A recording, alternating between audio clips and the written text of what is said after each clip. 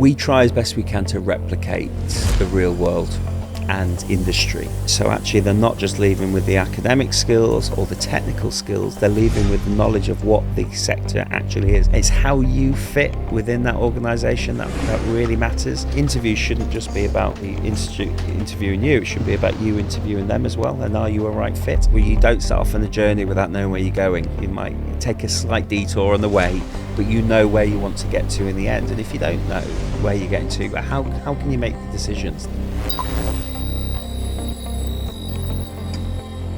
Hi and welcome to the Xpert Lounge. I'm Carl Veltman, your host, and today I'm going to be interviewing another expert that we've invited in to the lounge. Now, each episode we're going to be asking a local leader about their career, about their route into that career, and asking them to share some of the highs and some of the lows along the way. So today I'm delighted to welcome our very own Chief Executive and Principal, David Malone. Thanks, Carl. Hiya, David. How you doing? I'm very well, thanks. And you? I'm well. Good. I'm excited about finding out a little bit more. Okay. So you obviously understand what we do here in the lounge. Yes. And you're ready to open up and share your career history. I am. So, Chief Executive and Principal of the college. Mm-hmm. Was that something that you aspired to when you were growing up? No, education itself wasn't something that I ever thought I'd end up in. Mm-hmm. Didn't really know what I wanted to do through sort of school. Coming sort of towards the GCSEs, decided down sort of a theatre pathway, and sort of fell into education really, and further education in particular. And then, yeah, once you're in further education, it sort of grabs hold of you, and you sort of love what you're doing. I love the teaching element of it, and just found myself over the last 10, 12 years just moving through different leadership roles, and then ended up at Calderdale College, and very, very proud to be here. So you mentioned there that you didn't really have a career in mind until sort of GCSE time, mm-hmm. and then you talked about sort of developing a passion for theatre and performance. So what was it that what is it that hooked you into that? Again, I think I was about 14, and I was in a English GCSE class actually, and our teacher, her name was Miss Phillips, Sian Phillips was her name, mm-hmm.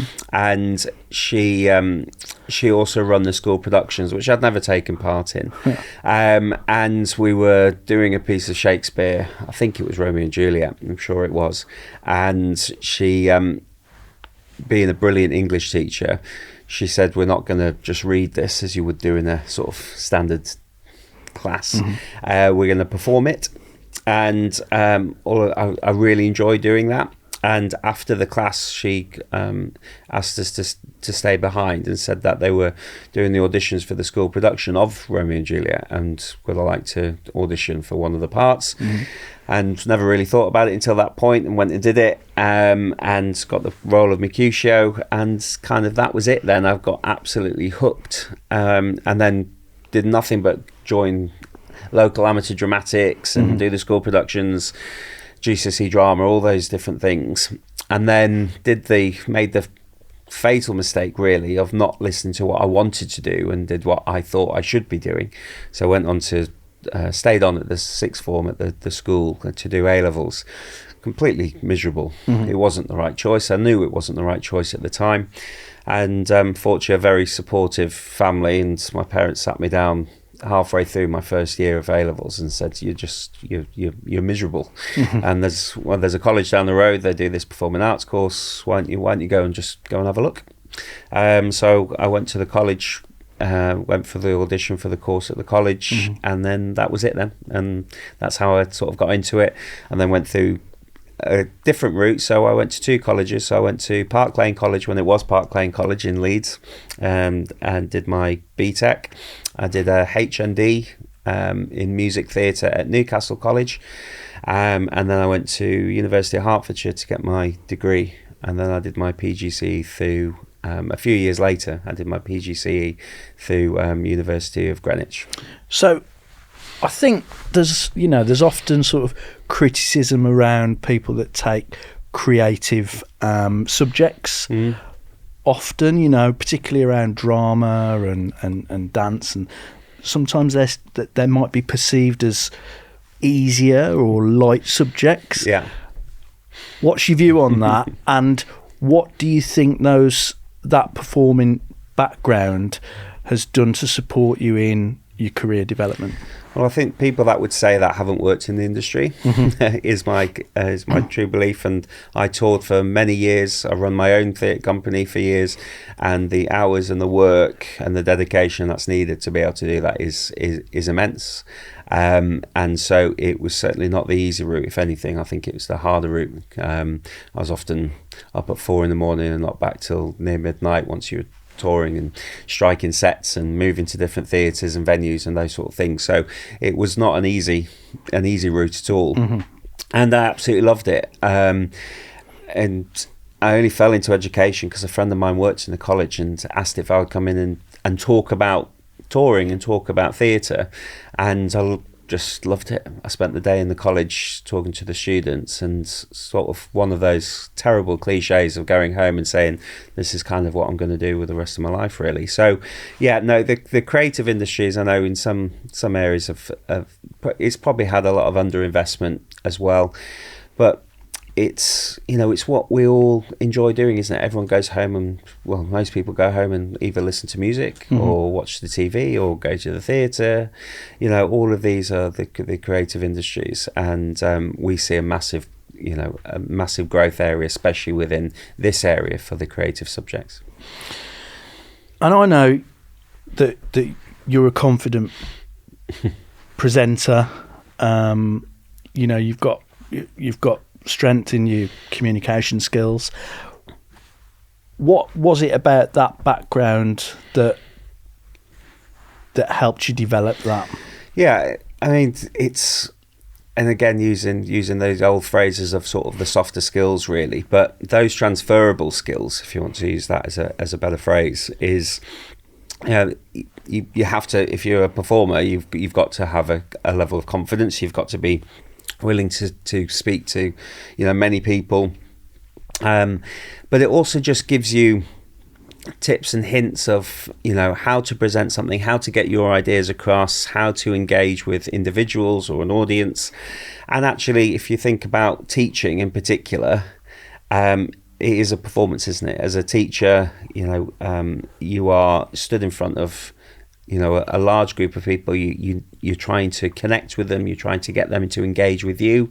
You've got to be aware of where you're losing that audience, if you want, and making sure that you're able to bring them back. You've got to deliver something in a way that excites them and enthuses them.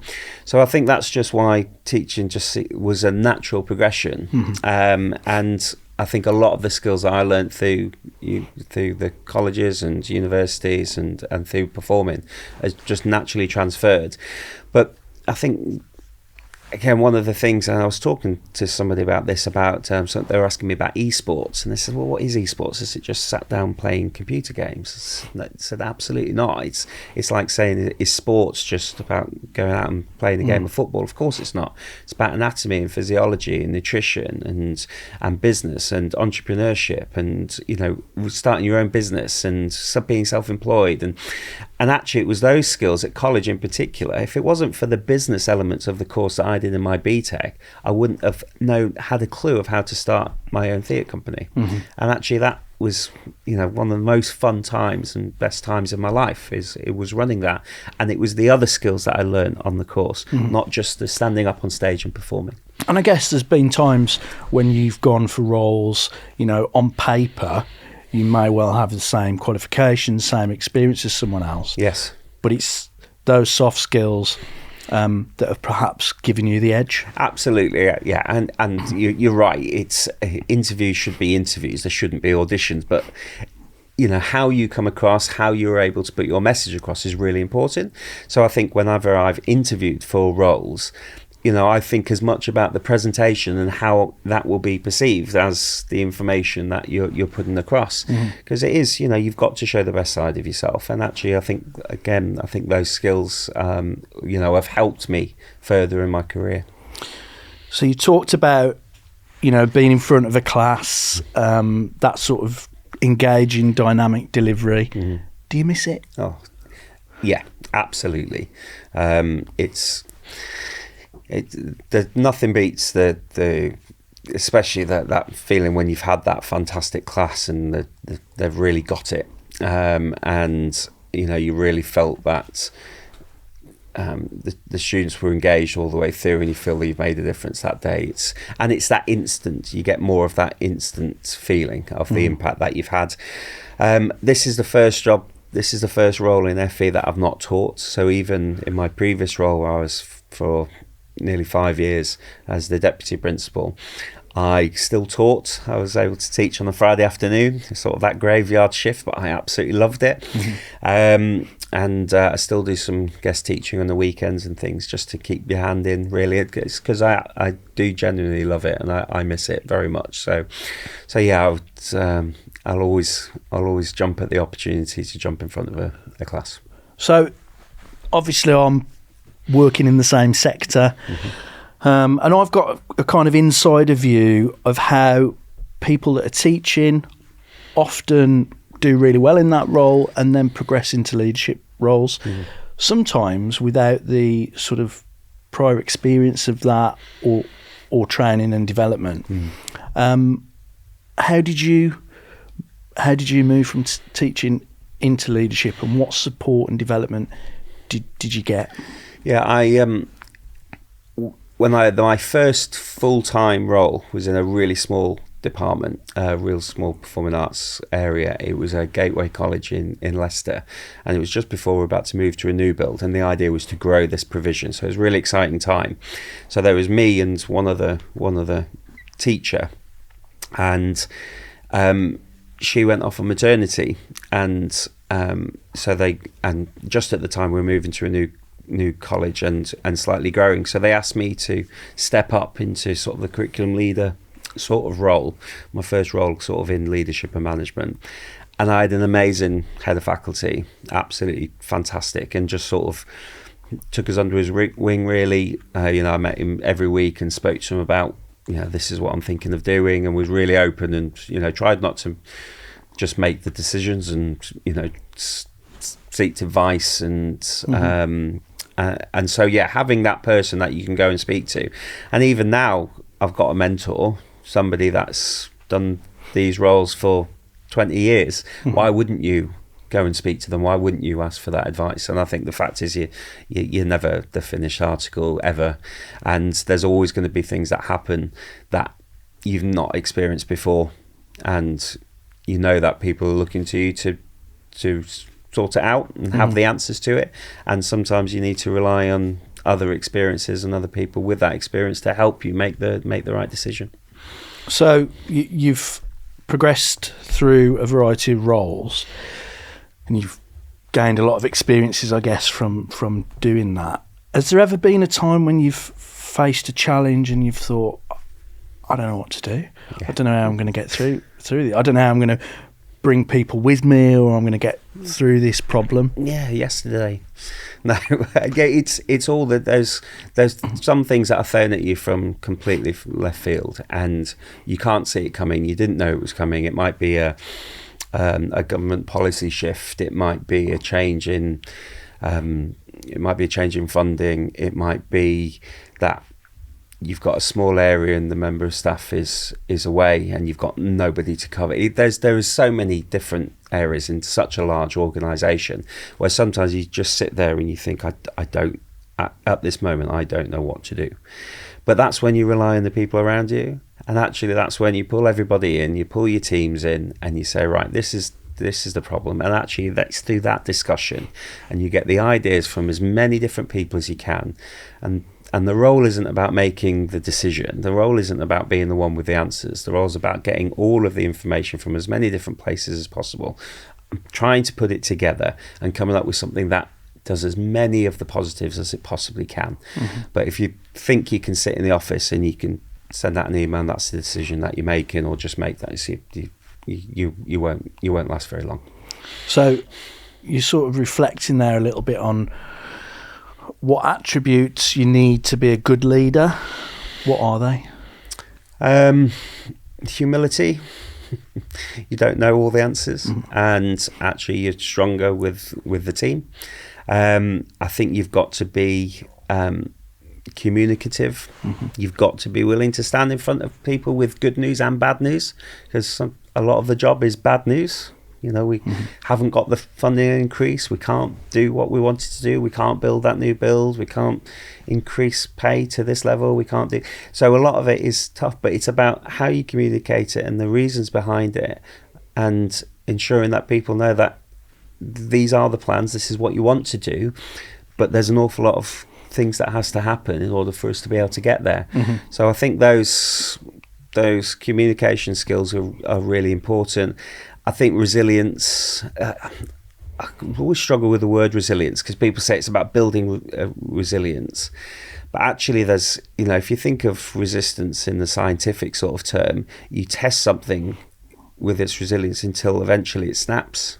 So you've got to be a bit careful with that word, I think. Building people to be able to take more and more and more, that's not really what I think we should be doing. I think what we should be doing is supporting people to be able to do the best that they can do, but also giving them the skills to know when actually it's too much, or actually there's a moment where you say we can't do that, and giving people the skills and the confidence to say, actually, we can't do this bit anymore. We need to think of a different way, because it's regardless of resilience, it's not possible. So I think that's the same thing in my role. If you just take everything on all the time and all the different things that are going on any single day, you would struggle really, and you'd struggle really, really quickly. So it's about being able to say, well, actually, prioritize what needs to be done. Make sure you've got a plan for those things that are coming in the future, and I think that's a real skill, to be able to try not to get overloaded, because in every job, every single role within this college, there is the capacity to get overwhelmed by the amount of things that are happening at any one time. And it's really important that actually we don't allow ourselves to do that. We take a break, we speak to other people, we share the load, we share the burden, and where it's not possible, those are the times where we've got to, especially as a senior management team, do something about it to support. So that's about how we manage our time, how we manage staff and their workloads. But you've also got to lead people through those difficult times. So what's the difference between a leader and a manager in your eyes?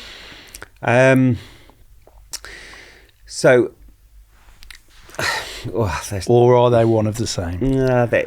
There's traits of both, isn't there? I think leading something is driving change, in particular, and being able to show people what the end outcome is, and having followers, people that want to go in that direction. I think that's the key about a leader, and that again goes down to the fact of, is it a shared vision? Has everyone been communicated with? Do they know where we want to go? And then you lead them to that point. I think management side of it is very much about, once that decision is made, once we know exactly where we want to go, it's managing the processes and the systems and the outcomes to make sure that you're meeting those those key sort of milestones that will get you where you want to be. So that they are linked. They're certainly not mutually exclusive, but I think most people would prefer to be a leader than a manager. I think that's true, but we know that the management side of it in particular is also incredibly important.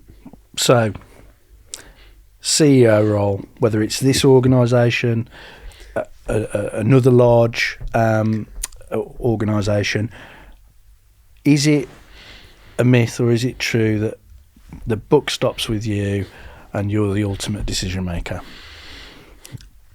Oh, I think they're two separate questions there. I think does the buck stop you? Yeah, I think as the accountability officer, yes. I suppose the overall performance of the college, would be me and the board, of course.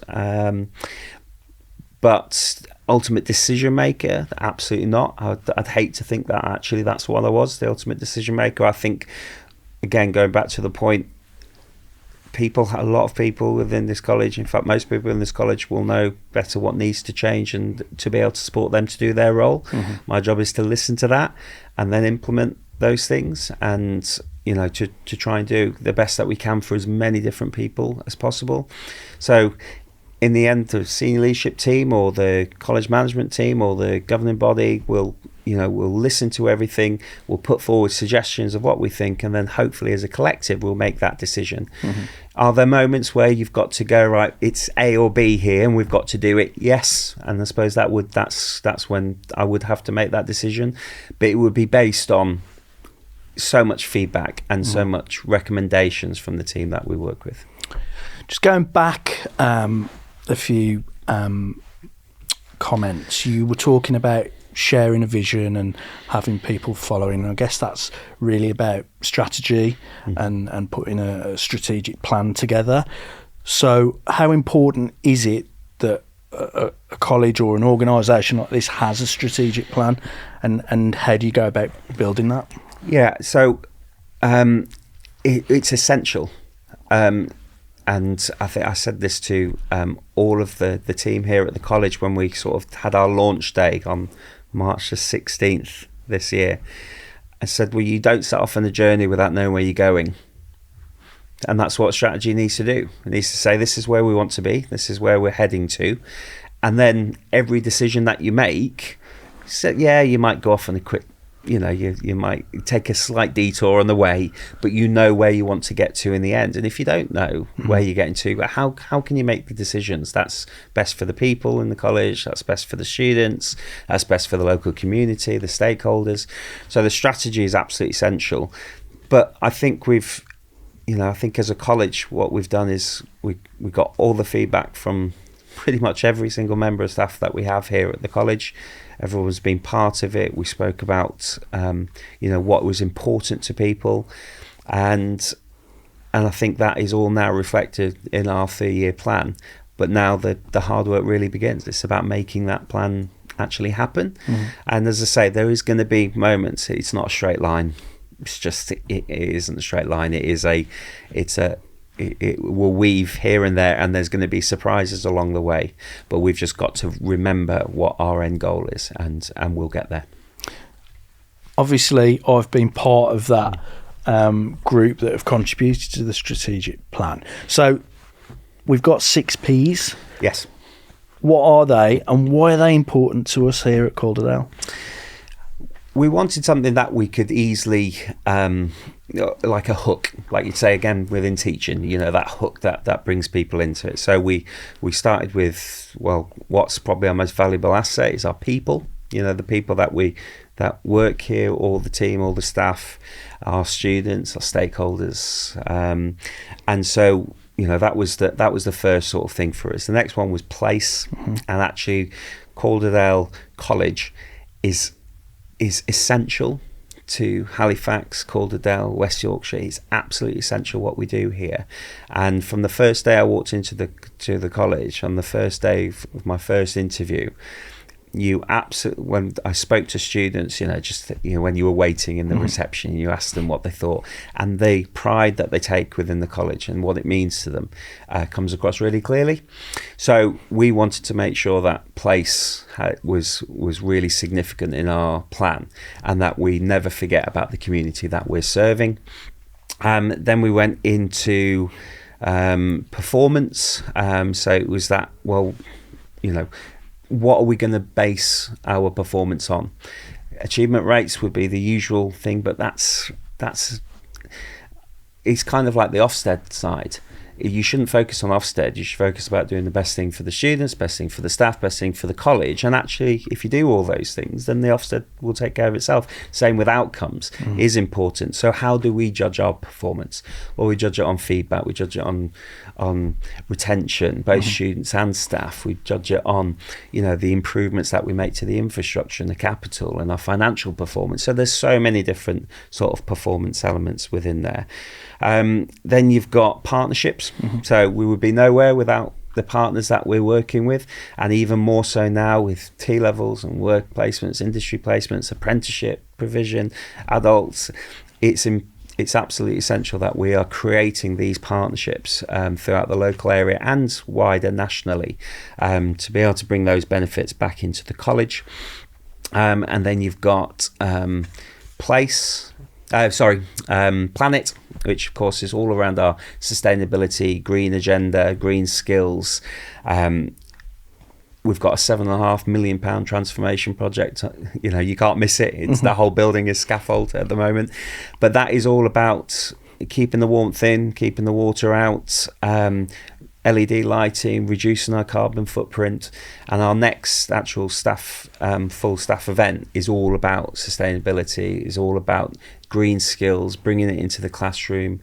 But also as a college, we've got a responsibility. We're a very large organisation, and so we have to review our carbon footprint and how we can do to continue to improve those elements within it. And then the final one is prosperity.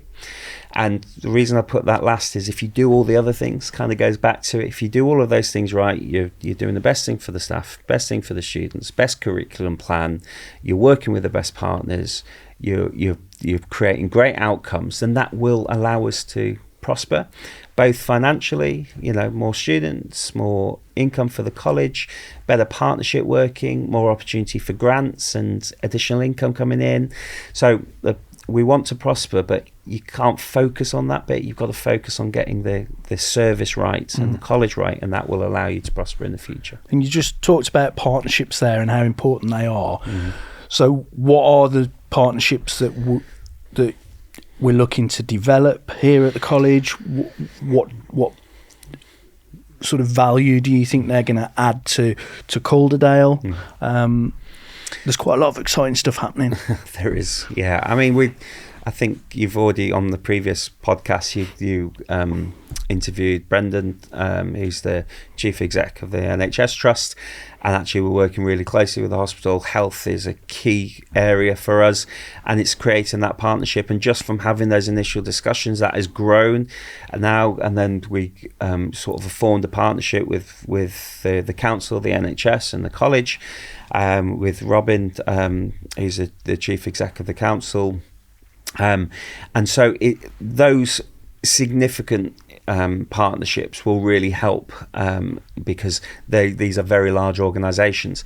But 90% of the businesses and stakeholders that we're working with aren't huge organisations like the college or the NHS or the council. They're actually micro businesses. They're SMEs. They're individuals, partnerships. And actually our job is to be supporting those. And so how we mix those together, we've just got an exciting project which is about to be launched soon under the local skills improvement plan. And that's setting up a new creative centre, digital creative centre at Dean Clough, at Dean Clough Mills. But the reason we're doing that is, yes, Dean Clough might be seen as a very large organisation itself, the mill and all the different businesses, but it's actually full of hundreds and hundreds of micro SMEs. And by putting our provision right in the centre of those businesses, the amount of support that we can give to them and they can give to our students will be absolutely amazing. So it's trying to not just focus on the big levy companies and those. It's really focusing on what actually is the need for the local area, and it's that support for micros, SMEs, and smaller businesses. And what does it mean? What does it mean for students? That partnership working, it's great. Yeah, we've got brilliant links. We're working collaboratively, but what do the students get from it? We try as best we can to replicate the real world, and industry. But you can only go so far. But actually, by having those links with the employers, by giving the students the opportunities to go into those businesses, and for those individuals to come in and talk to the students, they actually get a far broader understanding of what the industry is that they're interested in. So actually, they're not just leaving with the academic skills or the technical skills, they're leaving with the knowledge of what the sector actually is. Going back to the performing arts sort of side of it, you know, it could just be seen as, well, you do a show and you go home. Well, there's hours and hours and hours of prep beforehand, there's hours of prep afterwards, and an awful lot of hard work within there. And if you don't give that experience to the students, then actually when they finally get to that point, then they're less likely to succeed, because they haven't been really told what the industry is. So by doing more of those partnership work will support us to prepare those students even more. And employers are also helping shape and define what our curriculum looks like. They are, and I think something the college has done really, really well. We've got employer advisory boards where we've got for engineering, manufacturing, creative, all the different areas of the LSIP, health, and they're actually coming into the college to tell us, well, what you're delivering there is good, but actually in a year's time that'll be obsolete. So you need to be delivering these skills, and you need to be teaching this for the students, and that will make them employable. Because what we're saying to employers is, we have the answer. We've got their workforce. Their workforce is in this college right now as we speak. And actually, they've got a responsibility as well to be able to support us to deliver those skills that is going to make them employable for them in the future. So it is real partnership working. This isn't on one side. We're not asking just from one, and we're not asking just to give something to somebody else. It has to be that two-way in order for the betterment of those individuals. Okay. COVID. Yes. I remember walking around colleges with a mask on. Really, really strange experience in a college where we're used to thousands of people walking around every day, to them sort of being completely closed. I think it's fair to say that the way that we work, live, learn is absolutely on the edge of huge transformation at the moment. We already know that with automation and artificial intelligence, that jobs that are currently out there now won't look or feel like they do now. They're going to change. Yeah. So what are you doing I'm putting it on to you. Thanks very much. Yeah. What are you doing to make sure that the college, the college staff, and our students are prepared for the change ahead? Yeah. It's probably the biggest challenge of everybody is change and the pace of change at the minute. I mean, you know, the AI one is a great one to talk about, because that's exploded. You know, a year ago, 18 months ago, it was, you know, really not even on anyone's, you know, even in your peripheral vision, it wasn't really there. And all of a sudden, it is now a major tool that's being used and should be being used. It's, you know, from chatbots to, you know, there's actually software that can reduce the amount of preparation time for a teacher, freeing them up to be able to do more of the things that they want to be doing, you know, spending more time with those individual students. So we are engaging with quite a few digital companies and experts, and actually just finished a conversation with JISC, who are going to support us with that, with ensuring that our digital strategy is fit for purpose and making sure that training is there for everybody. And so it's given our teachers the tools, but these tools they're not replacement tools. And I think that's, you know, there's always the fear of, you know, is it going to take jobs? Is it going to reduce? That's not what it's there for. It's actually, we know that one of the biggest issues has been is workload, and a lot of that workload is preparation for, you know, preparing the best classes, getting the right the right presentations, those things that we go back to what we said at the start about that engagement. And actually these tools can really support us and speed up that process. Why wouldn't we use it? But what's important for us is that we're putting in a level of training and support to be able to support everybody to be able to use that to the best of their ability. Sounds expensive. Everything is expensive. I mean, that's the truth. But in actual fact, it probably less than you think, because of any new marketplace. There's usually lots of, especially when something is new, there's lots of different competitors out there. There's lots of offers and availability, and opportunities for us to make sure we're getting a fair price. But what you gain, in time is the most expensive resource, right?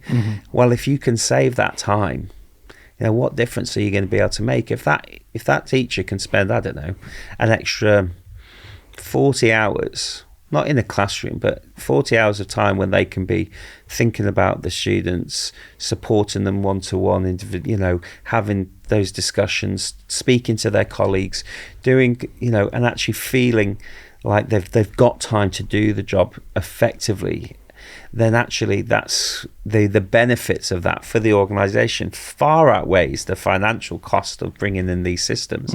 But you can't bring in 100 at once. And I'm really impatient, and I know you know that, but I'm incredibly impatient. But actually the one thing is to make sure that we're doing it in stages. We're doing it really carefully. We're bringing it in at the right time. We're making sure that any new system that's brought in, any new digital infrastructure, it's given the time to make people feel confident with it before it's fully used. So I mean, that sounds like a huge challenge, but it sounds like it's one that you've got in hand. What are the other big challenges facing the further education sector at the moment? I think with huge qualification reform, I'd say if I just start with that, that's massive. We've gone through the T-levels, which this college in particular has just navigated absolutely wonderfully. Amazing outcomes. We really believe in the T-levels. We believe in the provision. British standard? Yeah, so the advanced British standard was, came out a little bit out of left field really a few weeks ago when it was announced. But I think the initial fears that this is replacing A-levels and T-levels and everything, that's not actually the case. And as more information is coming through, what they're saying is, well, let's just put the clear fundamentals is more time with students and more time for the students to learn. Well, that can only be a good thing. So what's imperative now is that we are at the heart of those discussions. I remember being in one of the first employer meetings on the T-levels when it had been announced that they were creating these, and actually to be part of those initial discussions is really important for the college. So if the advanced British standard might be the future, if it brings more teaching hours, if it brings more support for students, then I'm absolutely all for it. What I will always say is that we need to be part of the discussion. We can't sit back and let this happen, let all these decisions take place without having our voice heard. And then, because if you do, then actually when it is announced at the end, we can't then turn around and say, well, we don't agree with it. We've got to be engaging now. So we try and get sort of under the skin of our guests a little bit, and listening to you talk there, it sounds like you enjoy your role. You're incredibly sort of engaged and excited by it, but there's got to have been some tough times. So what's the biggest setback that you've perhaps gone through, and how did you overcome it?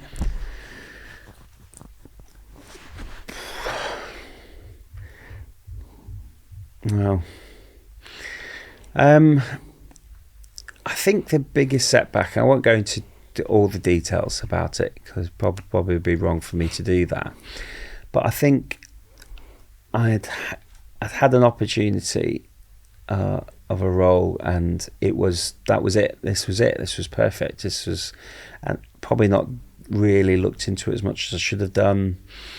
And actually, when I started it, realised like straight away this was not right. This was not right fit for me. Not right. And actually, it was a really difficult situation to be in, because if a workplace doesn't agree with the way that you go about things, if they have different opinions, rightly or wrongly, about where the college wants to be and how it wants to get there, then actually you can feel really demoralised. And actually that was probably the lowest I've been at that point. And so much so that actually I think you lose a bit of confidence in yourself at that point. You start thinking, well, was it me? Was that what the problem was? And actually, it was only when I then moved very quickly to a different role, where actually I realised that actually that's what it's about, the organisation. It's how you fit within that organisation that really matters. Do they have the same beliefs? Do they, do the things that matter to the organisation matter to me? What is ethical leadership, all those different sorts of things. And then I realised really quickly how important it is for all these roles. And it was the key thing that I wanted to look at with Calderdale. I knew Calderdale was a brilliant college. I knew its outcomes were fantastic. I knew it did a great job. But it's whether, interviews shouldn't just be about the institute interviewing you. It should be about you interviewing them as well. And are you a right fit? And it was so evident within the first couple of meetings that I had with staff and students that this is where I wanted to be. So it worked out. It was I'm not gonna lie, it was a really tough time that you think, I don't understand how it could have how I could feel the way that I felt. In actual fact, it was just one of those learning curves, and you dust yourself off and you go again. I mean, it's difficult in a role like yours for those challenges not to impact your personal life and impact and sort of drift into thinking, talking about work outside of work. So how do you switch off? How do you separate the two? I don't think it's just this role. I think it's all roles. I think we've all got that. I think because we work with people, and generally it's it really is because you care so much about what you're doing. It is really difficult not to think about it. Especially if someone's struggling or not doing so well. It's really difficult not to take that home. That work-life balance, it's not something you find. You don't find work-life balance. Here it is. I've got it. You've got to create it yourself. You've got to at some points go, no, that's I'm out the office. I'm off the emails. I'm off the phone. I'm silent now for the next few days, whatever it is. So I suppose within this role, you can never be completely out of touch. I can't be completely out of touch with it, but there are those times when you can absolutely, you tell yourself, I will shut down, and you've got to be dedicated to it. And if that means sometimes that I have to say, there's the misconception is that, I run the college, but there is the governing body, the chair of governors and all the corporation. They have ultimate responsibility for the college. And so sometimes I would have to say to them, I need a break, and that'll have to wait, because I need that for myself. And actually that's the support that you get here, which is great. And I would recommend that to everybody, is that if you can't do it without doing ridiculous hours, without it feeding into really the most important thing, that family, that free time, those friends, those things, then actually that's a conversation you should be having with your line manager. You should be having that and saying, it's not possible. So I need to be able to take that break. And it's tough to say, but you've got to own that, and sometimes you've got to say, no, I'm not doing it. I guess the other thing is we spend a lot of hours at work. Yes. And education's quite a serious business, but you want to enjoy yourself when you're at work. Yeah. There's no reason why you can't approach things with a positive mindset and have fun while you're doing it. Yeah, and I think that you've got to approach things, but the positive word is absolutely right. If you go at anything negatively, if you already think it's not going to work, if you already think you're not going to have a good day, well, I think you choose your mood. Mm-hmm. You can choose to be in a bad mood. You can choose to be in a good mood. You can choose to be positive. I think you can choose. Mm-hmm. I know it's tough. I know there's loads of other things going on, but I try to choose that and say it's going to be a good day, and these will go well, and this will be productive, and this will be great. I could go into it saying I've got that other meeting there, and I know it's going to be a disaster, and I know I'm not going to get what we want from it. Well, you're already in there in a bad mindset. You're already thinking that way. So you've got to try and stay positive. But that's when you need to rely on your colleagues. You need to rely on your teams. You need to rely on your family. Mm-hmm. And those are the things that will help you to remain positive. I'll tell you what I rely on. Go on. Getting a tune on in the morning in the car on the way into work. Yeah. I find that can really sort of set your mood. Yeah. And I'll choose the track depending on how I'm feeling, or whether I need my mood lifting. Yeah. Or maybe I'm too sort of hyper and I need it bringing down a bit. What I'm interested to know. Yeah. Soundtrack. Yeah. There's a montage of David Malone's career and life. What's your soundtrack? I tell you what I was listening to yesterday, which is was Life is a Highway, and Rascal Flatts. So that's a really good song, because basically what it's saying is you just never reach your destination. And it's a really uplifting song, and you've just got to keep going. You just got to see where you end up. I didn't expect to be here. No, not in a million years. There was never a point, until probably 18 months ago, where I thought, actually, that's where I want to be. Before then, never thought that I would be here. So actually, just sort of enjoy the ride a little bit. Keep yourself open to possibilities and opportunities that come, and I think that song in particular. And I can see the montage. Well, it'd be better than a Rocky one, because I wouldn't look as good in one of those. Do you fancy a sort of running scene? You running through the streets of Calderdale? No. I did a half marathon not long ago, and that. How was that? Oh, it was not good. I did it and I completed it, and that's fine. And I was running with my eldest son, who made it look very, very easy. But if anyone put a montage together that, it would have been like some terrible Benny Hill music, because it was not pretty to watch, I'm sure. Well done for doing it. Thanks. Right, so I've got that image now, that montage image in my mind. I guess the thing about montages is that they can sometimes sort of, they can flash forward, they can flash back. I've got a little feature on this podcast. It's something that we do with every guest, and it involves you looking back. Okay. So the last thing I'm going to ask you to do, David, is I want you to imagine that you can go back in time and send a text to yourself as a teenager. Okay? What would be the one piece of advice you'd give yourself? What's the advice that you didn't get when you were growing up that you wish you had? What would that text say? Don't take everything so seriously. Mm-hmm. I was really serious younger, really serious. So don't take everything so seriously, and it will be all right. Everything will be all right. Yeah. Oh, and call your mum. Don't call my mum, she gets really, really upset. So call your mum. Especially through university. It's terrible. Yeah. Call your mum.